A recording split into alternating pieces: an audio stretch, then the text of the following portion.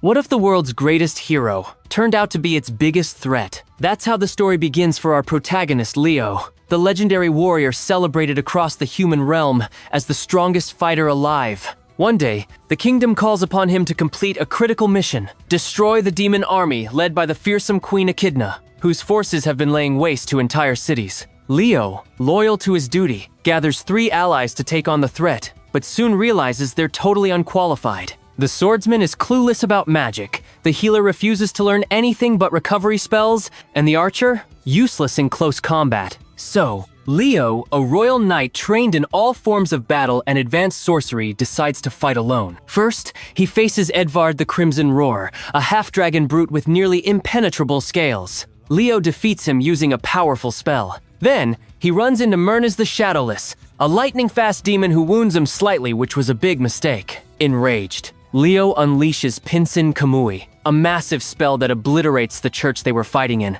leaving Myrns unconscious. The villagers, furious. They blame Leo for destroying their sacred place. Later, while taking shelter from the rain, Leo meets a cute fox girl who has no memory of who she is. He takes care of her until she regains her memories with a bump on the head. Turns out, she's Lily the Savage Fang, one of the demon generals. She attacks him but is swiftly defeated. And in her tribe, if you lose to someone stronger, you have to marry them. Lily clings to Leo like glue, but he narrowly escapes. Next, Leo faces Chimera the Sorceress, a master of forbidden spells. Predicting her strategy, Leo casts a magic seal that disables all spells in the area. Chimera is forced into melee combat, but she fights like a baby deer. He wins easily, and seeing her beg for her life, decides to spare her. With all 4 generals defeated, Leo finally confronts Echidna, the demon queen. She bombards him with energy blasts, but Leo counters with shields, spells, and flawless dodges. In a dramatic final move,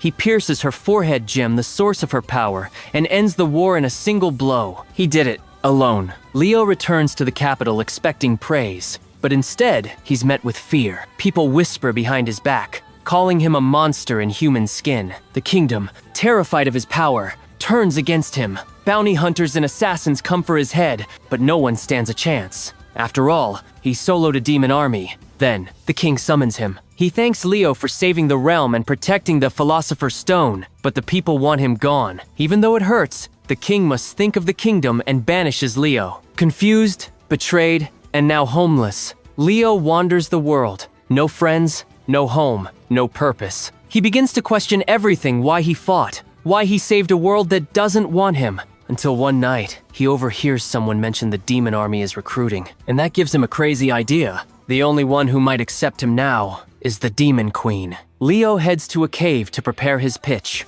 Then he journeys across scorching deserts and brutal mountains until he reaches the ruined demon castle, a place filled with the ghosts of the past. He walks in, wearing a hood to hide his identity. Inside, the queen and her 4 generals are busy rebuilding. Leo steps forward, drops the hood, and reveals himself the same man who defeated them all. But now, he's asking for a job. He introduces himself as a veteran swordsman, who may or may not have stabbed the queen in the forehead, and says he wants to help them rebuild, make the demon realm great again, and maybe make the humans regret what they did to him. After a long silence, Leo thinks his pitch left the demon queen speechless, but she suddenly stands up furious and demands to know why she should let him join her army. Then, she attacks him with a fire blast. Leo tries to explain, but she keeps launching spells at him until the generals are forced to throw him out of the castle. Even after repeated attempts to talk to her, Leo keeps getting rejected. So later, he returns to the castle, this time to speak with the generals privately. Although they're skeptical, Leo reminds each of them how easily he defeated them in battle. Edvard admits it's been a while since he fought someone as powerful as Leo and says he'd be a valuable asset, but his loyalty lies with the queen, especially since he has a daughter to protect. Lily, on the other hand, is thrilled with the idea. She's been in love with Leo ever since he beat her, and even asks when they're getting married. Shutina is still salty about her loss. Without her magic, she stood no chance, and Leo was way too fast. She bluntly asks why he's really here. It's strange for a hero to walk into enemy territory just to join their army. That's when Leo finally opens up. He tells them everything: how he was exiled after saving the world, how the humans turned against him, and how he has nowhere else to go. Lily bursts into tears. Shutina, seeing the pain in his eyes and hearing how he regrets helping the wrong side, starts to believe him. She offers Leo a trial, 1 month in the demon army. If he proves himself, she'll talk to the queen. If he fails, he'll be exiled again. Until then, he must use magic to hide his identity. With no other choice, Leo accepts and asks how he can help. He immediately points out that the army lacks reinforcements, infrastructure is in ruins, mana reactors are broken, the list goes on. That night, as he walks toward the palace, Leo remembers something strange from the final battle. When some demons started slaughtering civilians, the queen herself appeared and yelled at them, furious, because she never ordered indiscriminate killing. Her goal was to invade, but with as little bloodshed as possible. That moment stuck with Leo. She's a demon queen who forbids unnecessary bloodshed. One day, he wants to ask her why. The next morning, Leo wakes up early. He heads to Shutina's room and calls her, but she's still asleep. So, he casts a spell to mimic the queen's voice. Shutina, report on the new recruits. She jumps up, apologizing for sleeping in, and Leo teases her. When she finally opens her eyes and sees it was him, she snaps. She blasts him with ice magic so loudly, it wakes the actual queen, who assumes Shutina had a nightmare. Afterwards, Leo helps clean up the mess. Shutina is still fuming and throws more spells at him, but Leo notices she's weak, not physically, but from exhaustion. After all, many demons fled after the war, leaving only the queen and 4 generals to run everything. And Shutina, being the most knowledgeable, is stuck doing the hardest tasks alone. Seeing how burned out she is, Leo offers to help. She hands him a list of assignments, and Leo chooses to repair the mana reactors, an extremely delicate task. Only the original builders can fix them, since using magic of a different type would destroy them. But Leo insists. Shutina assumes he'll just mimic their mana wavelength with a spell, which isn't too hard. There are over 100 reactors, though, and only 4 left in working condition. Leo promises to fix them in 2.5 hours, which shocks her. Normally just 1 takes over an hour. Confident, Leo casts a transformation spell, taking the form of a black-armored knight, and heads out. 30 minutes later, he returns. Shutina is stunned. He's done already? When she offers him more tasks, Leo says he needs rest. He hasn't replenished his mana in a while. He also casually mentions he'll be using a surveillance spell to study her movements, so he can copy her better next time. Shutina reluctantly agrees to let him rest, but after just 2 hours, curiosity gets the better of her. She finds Leo lying around and threatens him with a magic spear. Leo warns that if she attacks now, she might destroy the entire room. Before the situation escalates, someone knocks at the door. Leo quickly transforms again to stay hidden. A young elf enters, informing Shutina that the talisman Leo gave her a gift from Lord Onis is working perfectly. She asks permission to keep using it to stabilize her mana. Turns out, Leo filled the talisman with mana synchronized to Shutina's wavelength, effectively allowing her to operate as if she were the original spellcaster. He turned it into a necklace and gave it to the elf as a tool. Leo spent an hour and 15 minutes repairing the mana reactors, then used the rest of his time teaching Dynate how to use the talisman and when to look for others with the same skill. Shutina is impressed and thanks Dynate for the help. Feeling he kept his promise to lighten Shutina's workload, Leo advises her to delegate more. Slightly embarrassed, Shutina apologizes for misjudging him. Leo tells her not to worry, everyone has a role to play, and the strong must support others. Before leaving, Leo reminds her of the promise she made earlier that if he finished the task in under 2.5 hours, she'd give him a kiss. He gets close and says he'd accept one on the lips or cheek, or even on the bed. Shutina, blushing and furious, cuts him off with a magical punch stronger than the one that morning. Days later, Leo reflects on Argo, a continent rich in resources and shipwrecks, almost like a tropical vacation. But leading a team there proves difficult, especially with Lily's childish behavior, which makes management a nightmare. That night, Shutina explains that a supply mission must be sent to a dangerous island, but the one in charge of logistics is Lily, and clearly, she's not up to the task. The Demon Queen formed a key alliance with the city of Largo, a place full of demi-humans once mistreated by humans. Thanks to this alliance, the demon army has stayed strong. But now, with food and medicine running low, the mission is urgent. Shutina shows Leo Lily's plans just messy drawings. Leo agrees to take on the mission. Before leaving, he holds Shutina's hand and tells her not to miss him too much. She gets embarrassed and blasts him with magic again. Once in Largo, Lily starts giving absurd orders, and when Leo tries to intervene, no one listens because Lily is technically the leader. The villagers are upset over the damage caused by poor planning, and this risks their alliance. Later, Leo tries to explain to Lily how things should be done, but she just hands him fruit and excitedly announces to everyone that he's her fiancé. Leo quickly denies it, but the chaos continues. Trying to fix things, Leo asks some goblins to help with repairs, but they remind him that all changes must be approved by Lily. Frustrated, he retreats to his tent and reflects. The villagers are angry, and if things don't improve, the entire mission could fail. Lily arrives and sees Leo deep in thought. She asks if he's sick. Leo says he has a headache, and Lily panics, running off to find medicine. Meanwhile, Shutina grows anxious about the mission. She remembers a talk with the queen, who once doubted herself after losing to a mere human. But when Lily entered the room that day, smiling brightly, the queen couldn't help but smile too.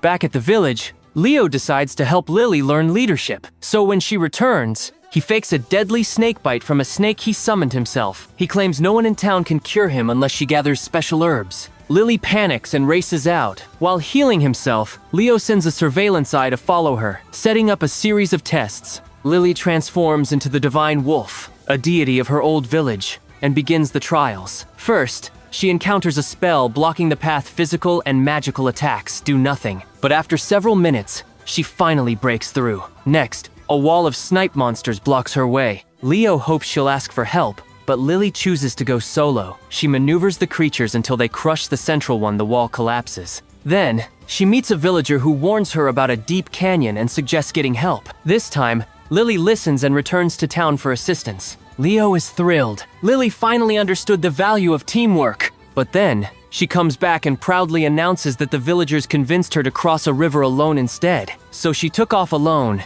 again. Leo sighs and tries more tests. But no matter what, Lily overcomes all obstacles by herself. Exhausted, Leo collapses next to the spot where he faked the bite. When he wakes up the next morning, there's a bowl with herbal remnants beside him. Just then, Lily walks in, thrilled that he's okay, and shows him a drawing she made. While searching for herbs, Lily realized that doing everything alone was exhausting. She figured out a simpler way to accomplish the task, proving to Leo that she did grow as a leader, even if not in the way he intended. Days later, Leo returns to the castle and hands the mission report to Shutina. She's genuinely pleased Lily is becoming a strong and capable leader. But then she hands Leo a letter, a summons from the queen herself. The queen wants to meet the Black Knight Oni. Leo freezes, thinking his identity has been exposed. But Shutina calms him down. Maybe the queen just wants to talk.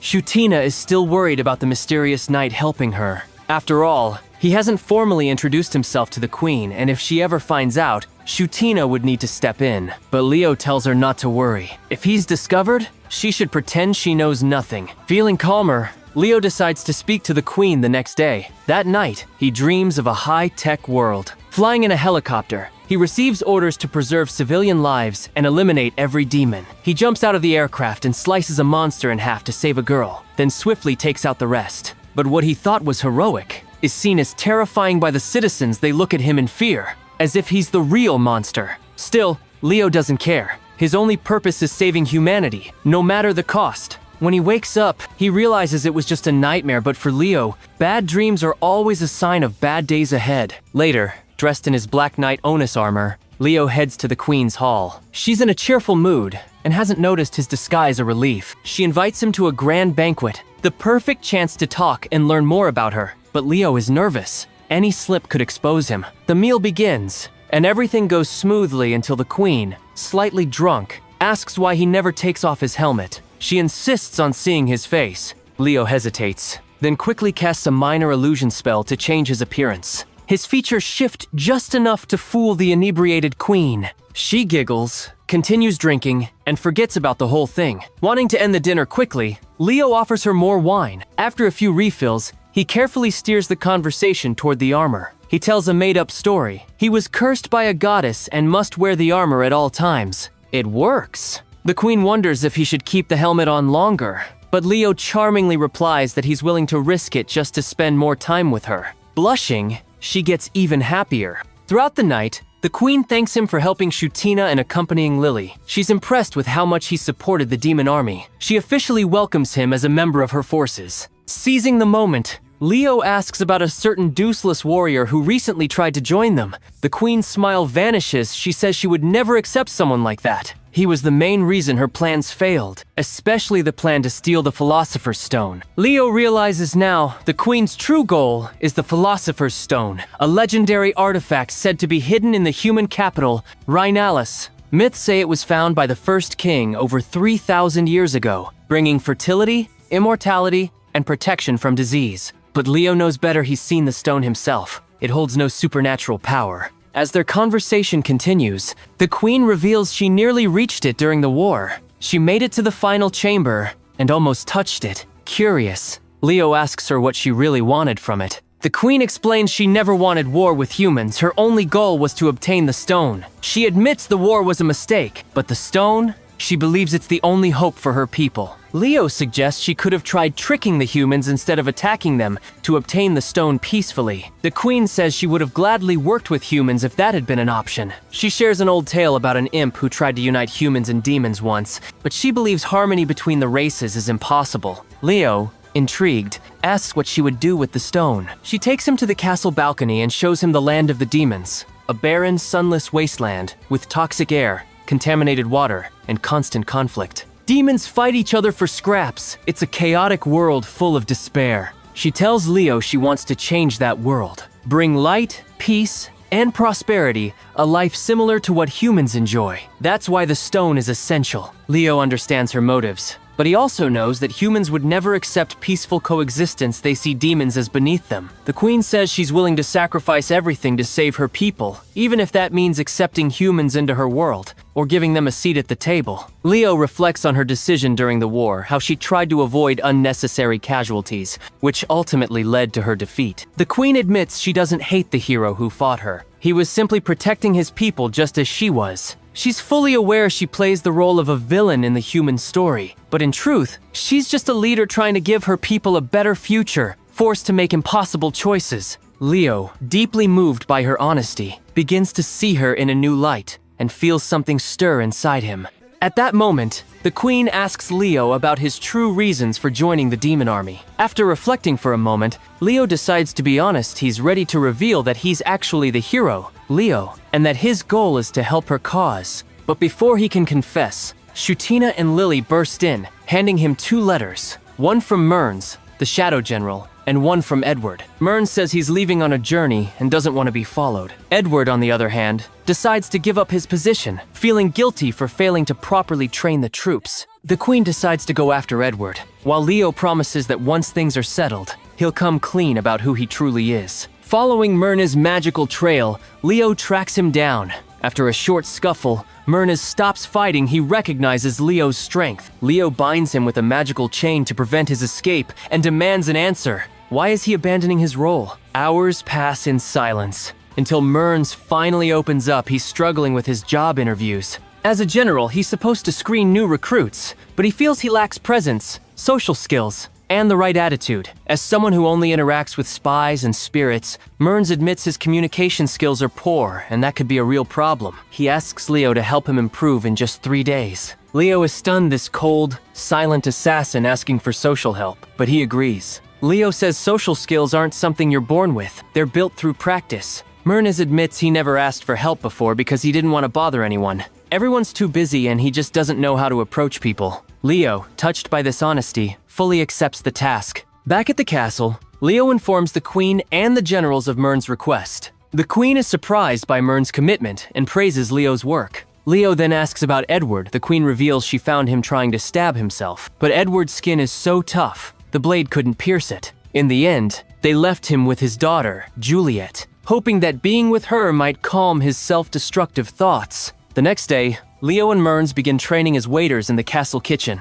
Mearns, mortified by the maid dress he's forced to wear, doesn't understand the purpose. Leo explains that staying disguised is key, especially for a feared general like him, and due to his small frame, a woman's outfit was the only one that fit. Leo assures him that this exercise will help with basic social interaction. The head chef tells Mearns to smile more. His serious face is scaring customers. Leo explains that socializing is tough at first, but gets easier with time. He himself struggled in the past, but improved over the years. The kitchen is the perfect place to practice. Direct interaction is vital. Suddenly, a group of wolf mercenaries enters the tavern. Their leader, seeing Mearns in a dress, starts groping him. Without hesitation, Mearns grabs him in a lock and threatens to snap his arm if he does it again. The other wolves try to intervene, but Mearns knocks them all down effortlessly. Shocked, the mercenaries apologize, but some patrons begin suspecting Mearns' true identity due to his combat skills. Leo congratulates him. Not only did he defend himself, but he communicated clearly and effectively. Mearns, feeling encouraged, asks what comes next. Leo decides to simulate a real interview with himself as the recruit. During the roleplay, Mearns gets serious. He notices Leo dodging a specific question. Why did he join the demon army? Leo had previously claimed his goal was to destroy humanity, but Mearns doesn't buy it. He presses harder. Why hasn't he taken revenge on demons if he has the power too? Leo is stunned by Mearns' intuition and tries to sidestep, but Mearns isn't fooled. Then, Mearns shares part of his own story. Born half human and half demon, he was sold into slavery as a child. He went through countless masters and trials, eventually becoming a deadly assassin. His hatred for humans grew stronger over time. Yet, when the Demon Queen recruited him, she told him he could spare human lives, which caused a deep conflict within him. At first, he hated her decision. Why spare the enemy? But over time, he joined the demon army under false pretenses, still consumed by anger, but unsure of his path. Leo listens, realizing the deep internal war Mearns is fighting. Until now, he hadn't seen that pain. That night, a village festival takes place, a celebration in honor of the queen, who freed them from a corrupt human governor and gave them a freedom they never thought possible. But Mearns can't celebrate. He doesn't understand how they can party when he originally joined the demon army to exterminate all of humanity. He even planned to kill the queen and take control of the army if necessary. Everything changed the moment he met Leo. Mearns remembers what Leo told him after their fight, how Leo, instead of killing him, chose to let him live. Leo warned him that if he didn't spare him, he might one day wipe out all of humanity. But more than a threat, Leo gave him advice to go outside, explore the world, and find something that truly amazed him. If, after that, he still wanted to die, Leo would personally grant his wish. As Mearns reflects on those words, he realizes that Leo's true motive was never to destroy mankind. His demeanor is completely different from his own. Leo fights with purpose, not hate.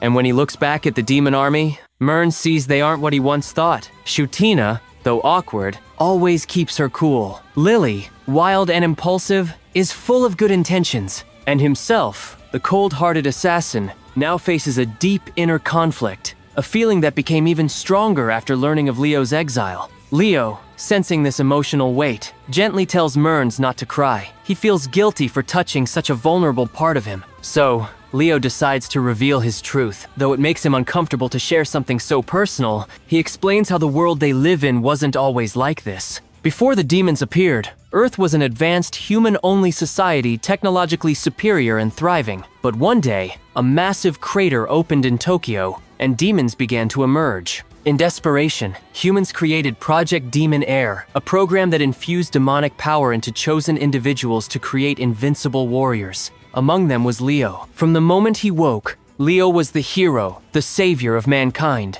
But unlike the other heroes, he never aged. As time passed, the others died in battle or from age. Cities fell, wars raged on, yet Leo remained, protecting scattered survivors and fighting off every threat. Eventually, Leo realized that humanity had grown too dependent on him, and when they finally exiled him, he wasn't angry, he was relieved. For the first time in centuries, he could live for himself, free of a burden he never chose. Mearns, stunned, asks how old Leo really is, but Leo admits he doesn't know anymore. After 1,000 years, he stopped counting. At that moment, Mearns realizes Leo wasn't just helping him communicate. Leo needed to open up too. For the first time in ages, someone had truly listened. Over time, Leo had come to see the Queen's army as a rare balance, a group worth protecting. And now, determined to help them obtain the Philosopher's Stone, Leo vows to do whatever it takes to build a better future for everyone. Mearns is so overwhelmed by this revelation that he falls asleep. Meanwhile, Leo quietly reflects on everything he just shared. The next day, Leo speaks with Yarietta, Edward's daughter. She explains that after sending a group of rookies to fight a chimera and watching them fail, Edward blamed himself. He believed the recruits couldn't win because they weren't as strong as him, and he saw that as a personal failure. Leo gently tells her that while Edward may be a powerful warrior, that doesn't make him a good teacher. Teaching requires empathy and skill, things not every fighter has. He shares his own thoughts on what it means to fight for others, and how not everyone needs to be equally strong to be valuable. Yarietta then reveals that her father has been pushing himself hard in secret and pushing his trainees even harder to dangerous levels. Some have collapsed from the intensity. Leo reflects on Edward's mindset and promises Yarietta he'll handle it. Meanwhile, Murns confides in Shutina and Lily, sharing everything Leo told him the night before. His words make Shutina begin to question Leo's true intentions. Is he hiding something? Could he have an ulterior motive? Lily, however,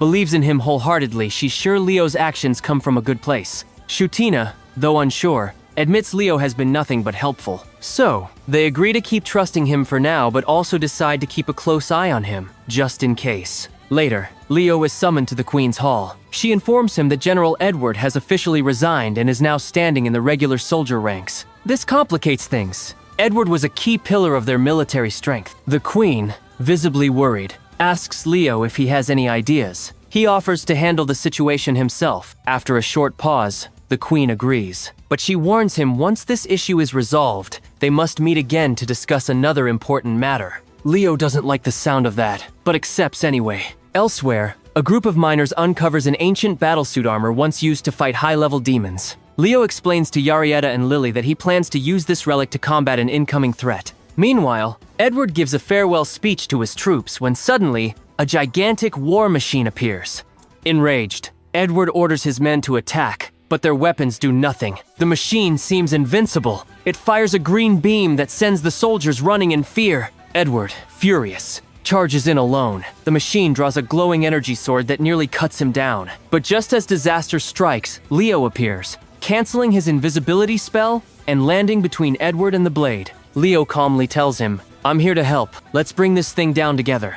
As the massive battle rages on, Leo begins explaining the machine's abilities and weak points to Edward. He points out a vulnerable spot on its right side, urging Edward to strike there. But Edward, unfamiliar with this kind of enemy, struggles to grasp Leo's instructions. He insists that only a hero would know such things, not an ordinary warrior like him. Just then, Yarietta arrives and backs Leo up, telling her father that the robot's weak spot is indeed on the right. Edward, though hesitant, decides to trust their judgment. He charges forward with his sword and lands a direct blow, successfully disabling the robot. However, victory is short-lived. The machine starts emitting a loud alarm. It's calling reinforcements. Leo realizes that if more robots escape the mine, it could lead to catastrophic consequences. That's when the Queen herself arrives with her 3 generals. She orders the generals to protect the miners while she handles the oncoming machines. Having already known that Leo was secretly the Black Knight Onis, the Queen steps into battle, unleashing waves of intense fire magic that begin melting the robots.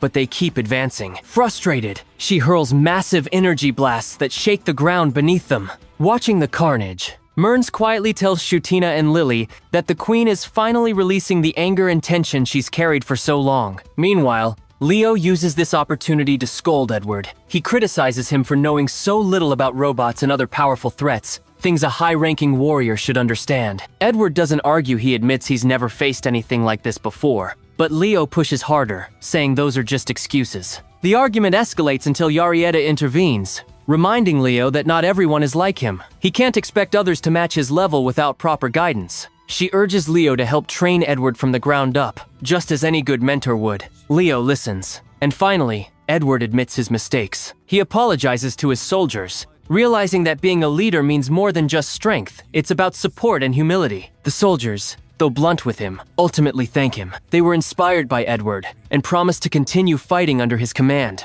Edward, reinvigorated, swears to become the best leader possible, training alongside his men and not above them. The next day, Shutina visits Leo, who's reading a book. She informs him that later that day, the Queen will officially promote him to a leader rank, equal to that of the generals. She also mentions that Murns told her the real reason why Leo wants to join the demon army. Leo nods and says that in the upcoming meeting, he'll reveal everything honestly and promise not to betray them. But Shutina, after a thoughtful pause, warns him not to reveal his true identity yet, at least not until she gives the signal. If the queen finds out too soon that he was hiding his identity, she might react with fury, risking everything they've built. Before leaving, Shutina asks a personal question. Do they really have a chance of finding the Philosopher's Stone? Leo smiles lightly and assures her that, with her help, yes, they'll find it. Satisfied, Shutina departs with a cheerful promise to send word when everything is ready. Leo, left alone, returns to his book.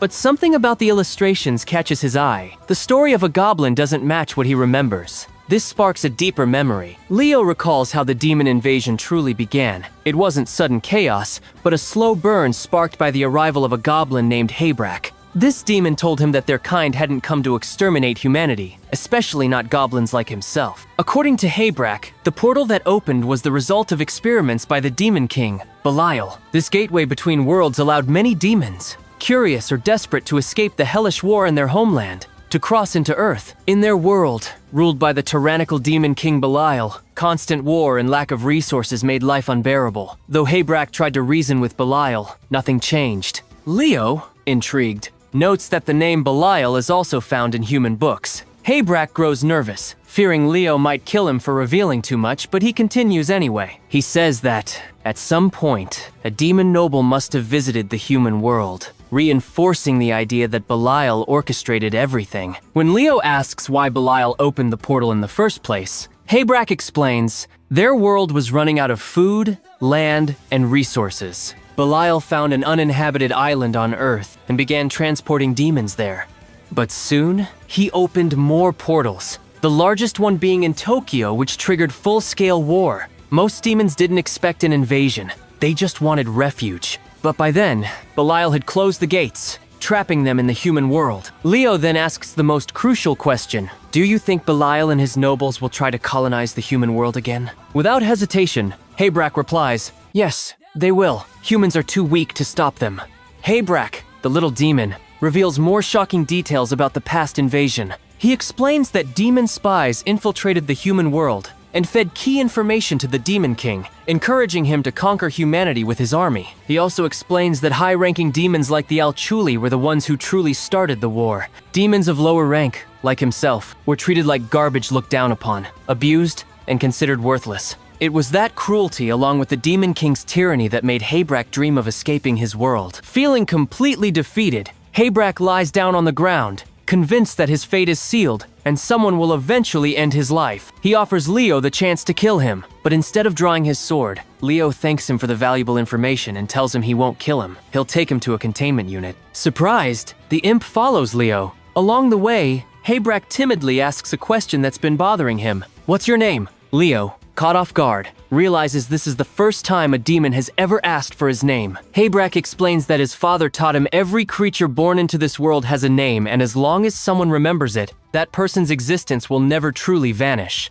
Moved, Leo replies. I'm anti-demonic self-developing biological weapon. Demon Air Series number 05. H05 Leo. Habrak laughs at the mechanical-sounding name but quickly says it's the best name he's ever heard. As they keep walking, Leo explains how the Demon Gear warriors were created to protect humanity and battle against demonkind. He shares how he once received intel about a strange little demon spreading ideas of peace between demons and humans, and how he sought him out only to discover it was Habrak. Leo then asks Habrak why he said the life of a hero is a sad one. Habrak responds, if your only purpose is to protect humans, what will you do when the war ends? Leo, thoughtful, admits he would wait for another conflict, another threat. But Habrak sees it differently, living a life of endless fighting, with no rest and no dreams beyond battle that, to him, is true misery. He doesn't even see Leo as human, but rather as a creature doomed to fight forever. Trying to lighten the mood, Leo claims he's actually one of the weaker heroes,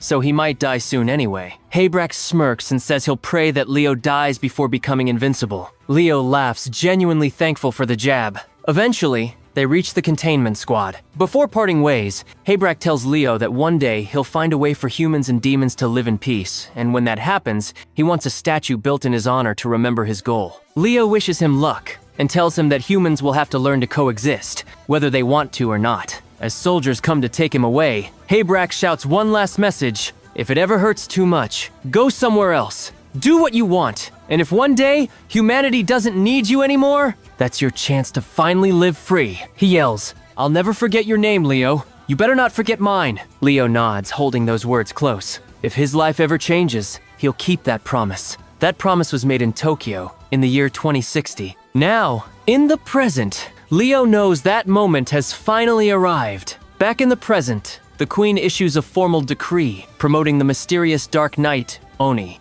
Though he's a newcomer, his contributions have been immense. She believes that with his help, their search for the Philosopher's Stone won't be in vain. She wants him as a 5th general. Later, disguised as Onis, Leo meets the Queen for a high-level meeting. But before it can start, a young girl bursts in. The Great Spirit Portal is closing. Using powerful magic, the team manages to stabilize the portal, but they know it won't hold for more than a week. The Queen explains that if the portal shuts, they won't be able to return to the demon world, and it could take centuries or millennia to reopen it. She's faced with 2 options. Retreat to the demon realm, which would dissolve their army, since most of it is now made up of humans. Launch an attack on the human world to secure the Philosopher's Stone. Chutina presents both options, but the Queen immediately rejects war. Her forces are too weak, and their greatest obstacle remains: the legendary hero Leo. Unless they could eliminate Leo, they'd be defeated instantly. Chutina then asks Onis if he's ever faced Leo. He says no, but he's heard of his terrifying power. The Queen reminds them that Leo's true strength remains a mystery, and they can't risk it. Even if it costs her life, she won't let her soldiers suffer for her choices. That's why she chooses to disband the army and return with Chutina and Xian to the demon world. She knows this decision could trigger a civil war in her homeland, but it's the only path she sees. Lily tries to speak up about Leo, but Chutina stops her. The Queen rises, thanks them all, and quietly scolds herself for appearing so weak. As the Queen stands in silence, Leo interrupts her thoughts to remind her. She always dreamed of saving her people. The Queen confesses that the reason she trained so hard since childhood was to obtain the Philosopher's Stone. With it, she could create a miniature sun, bringing back vegetation, fresh air, and clean water to her dying kingdom. But now, she feels like all hope is lost. She explains that the Philosopher's Stone isn't some mythical object that grants wishes. It's an ancient mechanical relic, housing a micro-black hole capable of producing infinite energy. Somewhere, there's even a manual that explains how to use it, though it hasn't been found yet. Still, she admits that if she could get her hands on that stone, everything might change. That's when Leo drops the bombshell. There are actually 2 Philosopher's Stones in the world. Hearing this, the Queen is so moved she nearly cries. But as she turns around, she's stunned to find Leo, the very hero who defeated her, standing there in front of her army. In a flash, he drops his disguise as Onis, revealing his true identity. He apologizes, saying that deception was the only way he could join her ranks and determine if she was truly worthy of wielding the stone. He explains that during a dinner they once shared, he realized she was fighting for peace, not conquest. The Queen blushes, recalling that evening and all the secrets she spilled to Onis. And that's how this recap ends. If you made it this far, please subscribe and leave a like, it helps a ton. Until next time.